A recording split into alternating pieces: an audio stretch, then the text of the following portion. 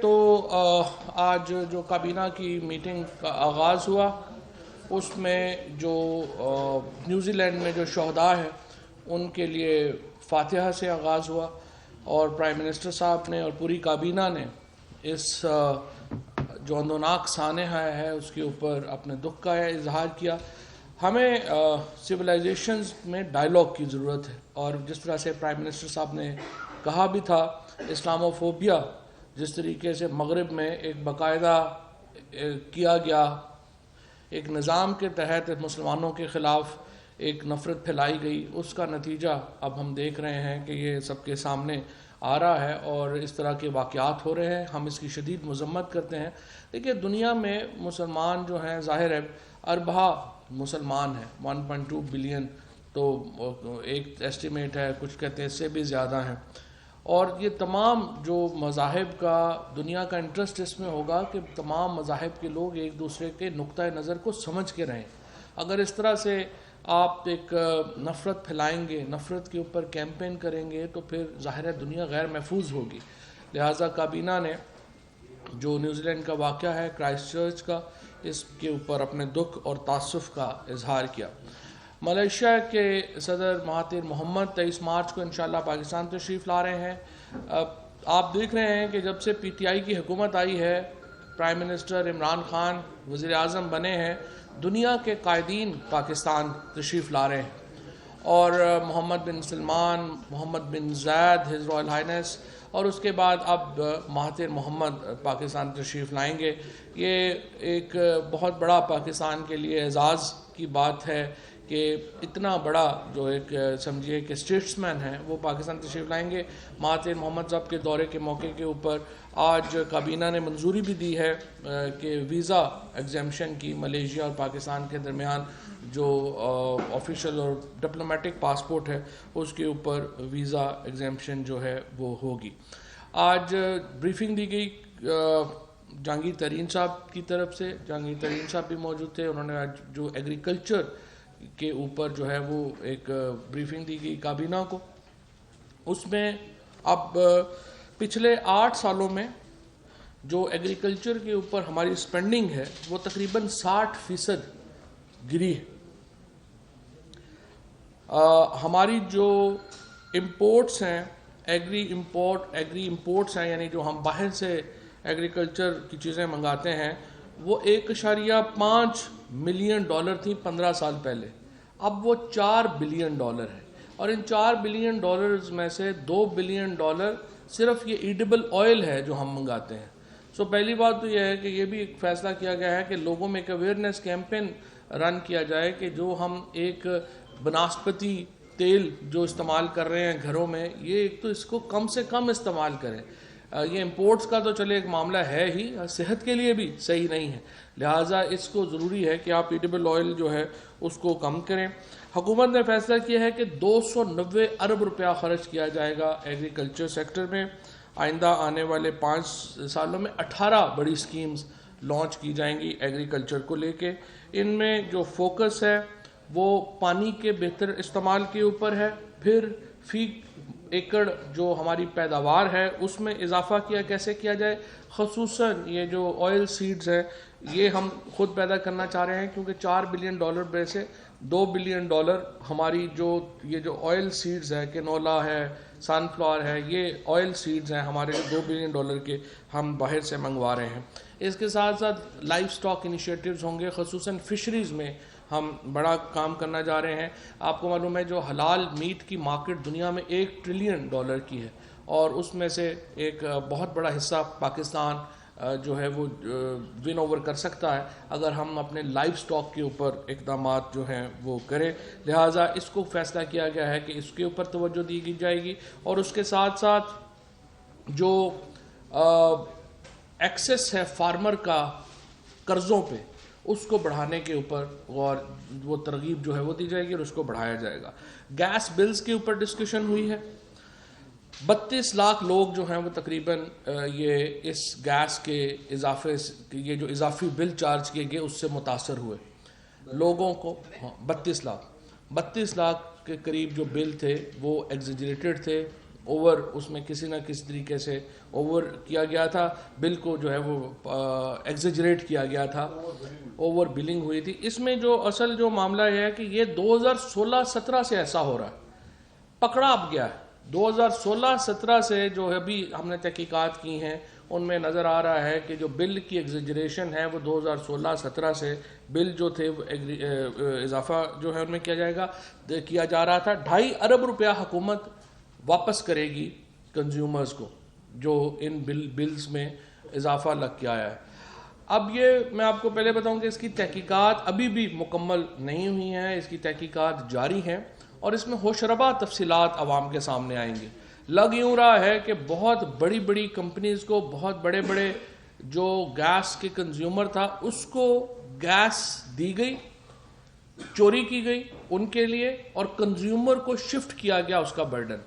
سو اس میں جو اب تک کی تحقیقات سامنے آ رہی ہیں ان میں بڑے لوگ جو ہیں ان کا نام بھی آئے گا، اور آپ دیکھیں گے کہ اس سے ایک پورا نیٹ ورک انرتھ ہوگا جو ہمیں لگ رہا ہے کہ آگے چل کے یہ کس طرح سے معاملہ جو ہے وہ آگے جائے گا. اس کے ساتھ ساتھ اداروں کے جو سربراہان ہیں، مختلف منسٹریز کے اندر مختلف ادارے ہیں، ان کے سربراہان کی تقرری جو ہے اس کو یونیفارم کیا گیا ہے، اور ایک طریقہ کار جو ہے وہ وضع کیا گیا ہے رولز کو امینڈ کر کے کہ ریگولیٹری باڈیز جو ہیں ان کے سربراہان کیسے سلیکٹ ہوں گے، کارپوریشنز جو ہیں ان کے سربراہان کیسے جو ہے وہ سلیکٹ کیے جائیں گے، اور اسی طرح سے جو مختلف اٹیچ ڈپارٹمنٹس ہیں ان کے سربراہان کیسے سلیکٹ کیے جائیں گے.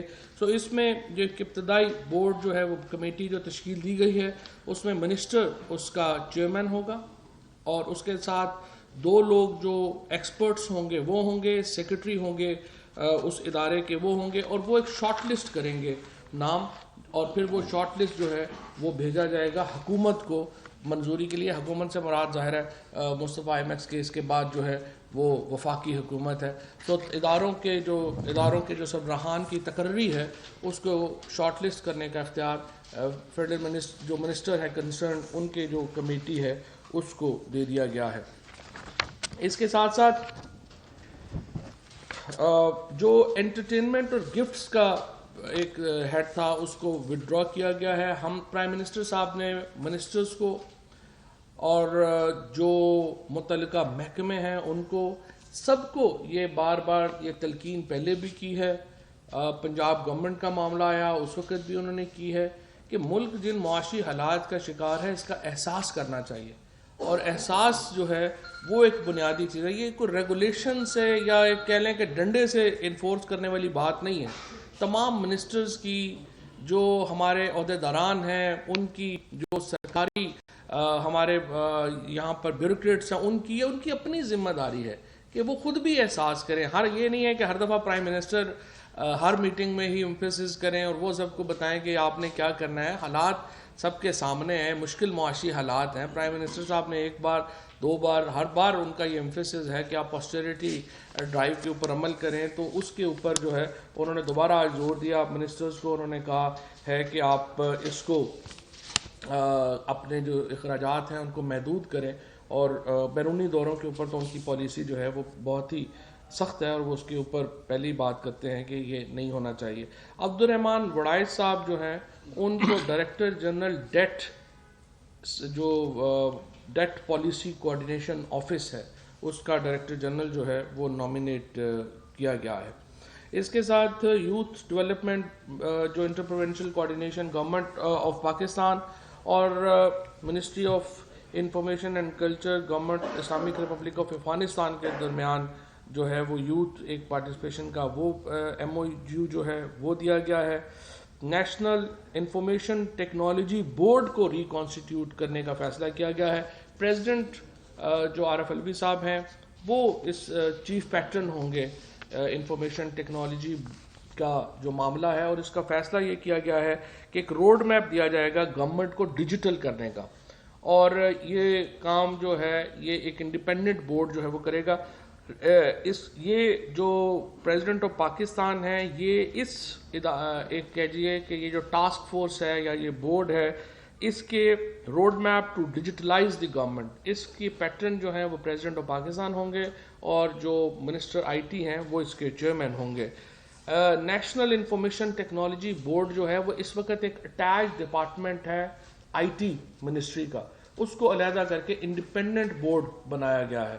اس کی ضرورت اس لیے ہے کہ حکومت کے اندر جو ایک ایز این اٹیچڈ ڈپارٹمنٹ وہ مقید ہوتا ہے, اس کو جو حکومت کے سرکاری ضابطے اور جو تنخواہیں ہیں وہ انہی میں رہنا پڑتا ہے.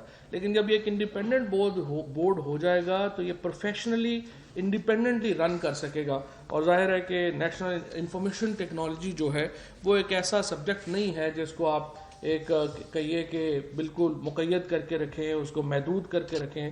اس کو آگے بڑھانے کی ضرورت ہے اور اس کو آگے لے کر کے چلنے کی ضرورت ہے. لہذا اس کو جو ہے وہ فیصلہ کیا گیا ہے کہ اس کو انڈیپینڈنٹ بورڈ جو ہے وہ بنایا جائے گا. اکاؤنٹیبلٹی کورٹ نمبر 2 راولپنڈی جو ہے اس کو شفٹ کر دیا گیا ہے اسلام آباد میں, اور اب وہ اکاؤنٹیبلٹی کورٹ نمبر 3 ہوگی اسلام آباد کی. اکاؤنٹیبلٹی کورٹ کا جو فیصلہ کیا گیا ہے یہ پیورلی ایڈمنسٹریٹو ہے, لہٰذا ہماری اپوزیشن کے دل دھڑک رہے ہیں پہلی اکاؤنٹیبلٹی سے, تو یہ نہ ہو کہ دل ہی رک جائے. یہ ایڈمنسٹریٹو فیصلہ ہے, اس کا کوئی اتنا بڑا ہم سے اتنا تعلق نہیں تھا. اچھا, جو پراپرٹیز کا معاملہ تھا, پراپرٹیز بیچنے کا ایک جو معاملہ ہے وہ چل رہا ہے. پرائم منسٹر صاحب نے پہلے بھی یہ ہدایت کی تھی کہ تمام منسٹریز اپنی اپنی لسٹ سبمٹ کریں کہ جو پراپرٹیز اویلیبل ہیں ان کے پاس فروخت کے لیے.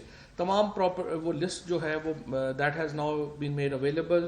اس کو جو حماد اظہر صاحب ہیں, زلفی بخاری ہیں, مراد سعید ہیں, علی زیدی صاحب ہیں اور ہمارے منسٹر کشمیر افیئرز زمین اللہ گنڈا پور ہیں, ان لوگوں کو یہ ذمہ داری دی گئی ہے کہ یہ ان تمام پراپرٹیز کو اب ان کا آگے پروسیس کریں گے اور اس کو بیچنے کے لیے جو بھی پروسیس ہے وہ شروع کیا جائے گا. منسٹرز کو بھی کہا گیا ہے کہ وہ پراپرٹیز جو کہ کلین ہیں ان کو فوری طور کے اوپر, کیونکہ یہ جو پراپرٹیز پڑی ہوئی ہیں ان کا کوئی فائدہ نہیں ہو رہا, اس کو جو ہے وہ آگے لے کے جایا جائے. Task force evacuee trust property board کی منظور کر دی گئی ہے. چیئرمین کا فیصلہ ڈیفر کر دیا گیا ہے 1 ہفتے کے لیے, اور انشاءاللہ اگلے ہفتے میں وہ جو chairman evacuee trust property board ہے وہ جو ہے وہ آ جائیں گے. اچھا, اس میٹنگ کے بعد جو امپورٹنٹ جو ڈیسیژن ہے, ایک دوسری میٹنگ کا بھی تھوڑا سا میں آپ کو بتانا چاہتا ہوں, وہ کرتارپور کے حوالے سے ہے, جو گردوارہ دربار صاحب کرتارپور کا ہے.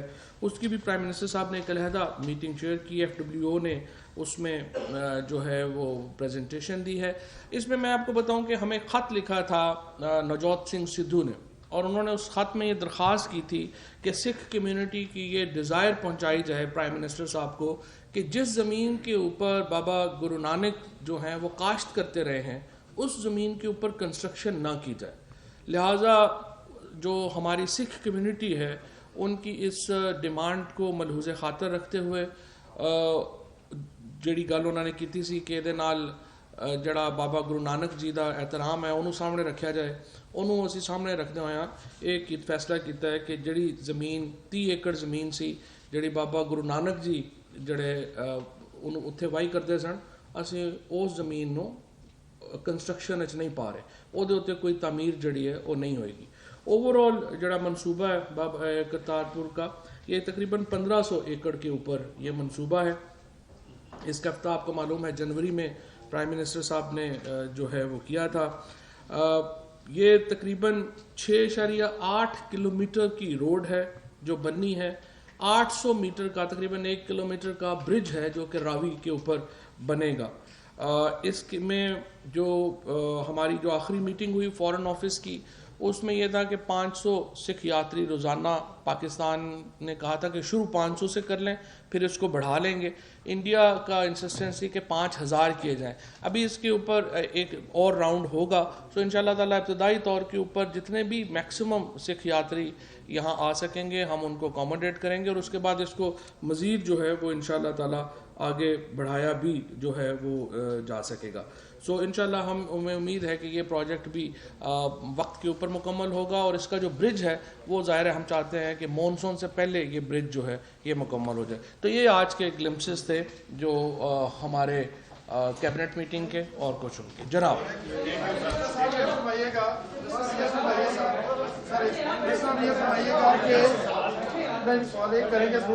ہمیں آج تو سوال نہیں کر رہے. اچھا, دو چیزیں میں اور چیزیں بتا دوں. ہمیں آج سب بتایا گیا تھا کہ شاید کیبنٹ ڈسکس کرنے جا رہی ہے جرنلسٹوں کے حوالے سے, جرنلسٹوں کی سروس کے حوالے سے. اسی لیے ہمارے دوستوں نے کہا کہ ہم جو ہے وہ آج مائک نہیں اٹھائیں گے اور آپ اپنی بات سن لیں. ٹھیک ہے, وہ مجھے بالکل خیال نہیں. کیبنٹ کا ڈیسیژن نہیں ہے, وہ ہمارا ڈیسیژن ہے. آپ نے ایک کام کیا ہے اس پہ ہم آپ کو اپریشیٹ بھی کرنا چاہیے. ایک کام I'm not going to disclose publicly. ایک کام آپ سن لینا یار, سن لے. اس میں ایک تو جو ہم 2 لیجسلیشن جو ہے وہ لا رہے ہیں. ایک اس بارے میں سوال سن جی 2 لیجسلیشن ہم لا رہے ہیں. ایک لیجسلیشن ہم لا رہے ہیں کہ جو جرنلسٹ پروٹیکشن ایکٹ ہے جو کہ ہم نے خیبر پختونخوا میں پہلے لائے تھے, اس میں ہم ایک تو جو جرنلسٹ جو کہ کوریج کرتے ہیں اور ان کو کوئی سیکیورٹی نہیں دی جاتی, ان کی مالی سیکیورٹی نہیں ہے, جانی سیکیورٹی نہیں ہے, ایکوپمنٹ کی سیکیورٹی نہیں ہے, اس کو ہم انشاءاللہ لیجسلیٹ کر رہے ہیں اور وہ سیکیورٹی ہم یقینی بنا رہے ہیں. دوسرا جو ہم PMRA میں جو لیجسلیشن لا رہے ہیں جس کے اوپر ہماری بات بھی ہوئی ہے اسٹینڈنگ کمیٹی میں, وہ بل جو ہے وہ ہم بھجوا رہے ہیں. اس کے تحت ہم یہ لیگل ایک فورم پرووائڈ کریں گے ان لوگوں کو کہ جو مالکان ہیں یا جو ہمارے جو میڈیا کے لوگ ہیں ان کو بغیر لیگل پروسیس کے آپ فارغ نہیں کر سکیں گے. اور آپ کو جو لیبر لاز کی جس طرح سے پروویژنز ہیں وہ اویلیبل ہیں مختلف لیبر انڈسٹریز میں, اس سے زیادہ بہتر پروویژنز اب جرنلسٹوں کو اویلیبل ہوں گی کہ جن لوگوں کو جو ہے وہ بغیر نوٹس کے اگلے دن آتے ہیں پتہ چلتا ہے نوکری نہیں ہے. یہ کوئی طریقہ نہیں ہے. لہٰذا اس کے لیے ہم نے اس کے لیے ہم نے یہی کہہ رہا ہے کہ یہ لیگل پروسیس جو ہے وہ ہم دیں گے. نہیں, آپ ان کے اشتہارات بند کر رہے ہیں سر جب تک جس کے ایکسپریس کا 60واں دن جا رہا ہے سر, اور جیو کے 90 دن ہو گیا سیلری نہیں ملی. دیکھیں میں نے بالکل پیمرا کو لکھا ہے. دیکھیں میں وہ کام کر سکتا ہوں جو میرے اختیار میں ہے. میں نے PMRA کو جو ہے وہ لکھا ہے. جی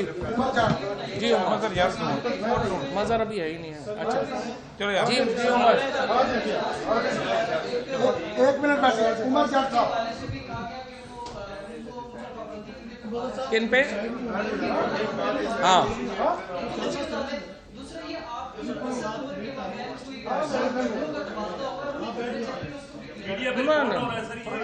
کیا چیز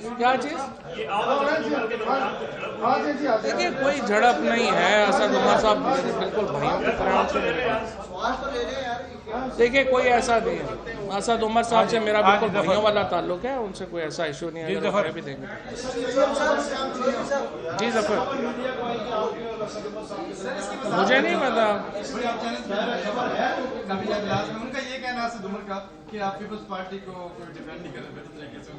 پیپلز پارٹی کو تو میں ڈیفینڈ نہیں کرتا نا, میں تو PTI میں ہوں. کوئی تلخ کلامی نہیں ہوئی. اسد عمر صاحب بالکل بھائیوں کی طرح ہیں. ان سے جو بھی بات ہوتی ہے کیبنٹ میں تو باتیں ہوتی ہیں, معاملات ہوتے ہیں, کوئی ایسا ایشو نہیں ہے. مجھے وہ ویسے بھی کہہ سکتے ہیں. سر ہم آپ سے پھر یہ کہیں گے کہ جو لوگ سروس نہیں دے رہے ان کے اشتہارات, جن کے اشتہارات بند, یہ مظہر کے کہنے کے صاحب آپ ٹھہر کے بات کر رہے تھے. لوگوں کو پیسے نہیں مل رہے بھائی صاحب, انہیں سے کر رہا ہوں. آپ بیچ میں میرا رکھنا کیوں ڈال رہے ہیں سر؟ لوگوں کو پیسے نہیں مل رہے. ہم یہ کہہ رہے ہیں کہ لوگوں کو پیسے نہیں مل رہے. یہی ہم کہہ رہے ہیں کہ نہیں, ہم یہ کہہ رہے ہیں کہ جن کو سیلری نہیں مل رہے ان چینل کے اشتہارات بند ہو جائے. ہم انہیں سے کہہ رہے ہیں آپ رکھنا ڈال رہے ہیں. چلے آپس میں نہ کرے یار, ہو جائے گا کوئی مسئلہ. ہم یہ کہہ رہے ہیں کہ جن کو ہو گیا ہو ان سے اشتہارات بند کر دیں. چل سبمیشن ہے سر آپ سے جو لوگ